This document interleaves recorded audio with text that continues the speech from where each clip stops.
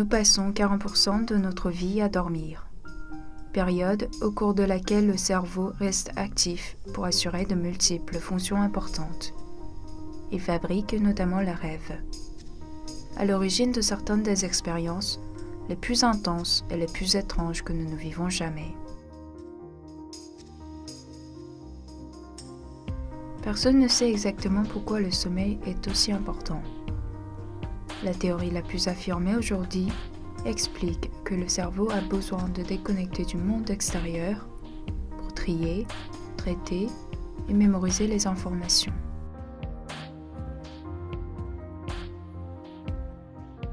Certaines parties du cerveau sont inactives pendant les rêves.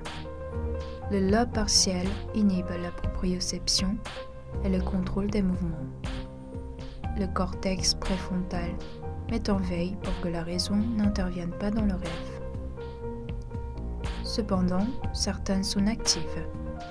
Le thalamus empêche les signaux entrants d'atteindre le cortex. L'amygdale induit la tonalité émotionnelle de nos rêves.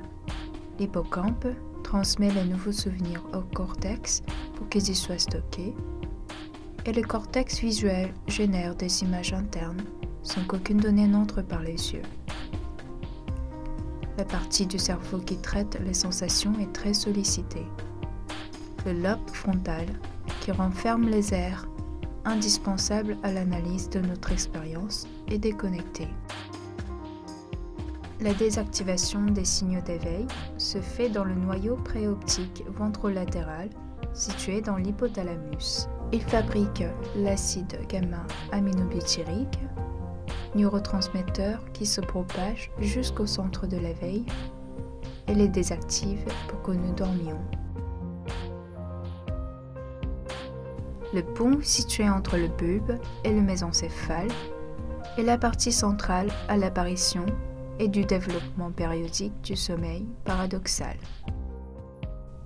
La formation réticulée pontique est également nécessaire à l'apparition du sommeil paradoxal, puisque les lésions bilatérales et symétriques de la partie dorsolatéral du pont peuvent supprimer sélectivement et définitivement le sommeil paradoxal sans entraîner de troubles notables du sommeil lent.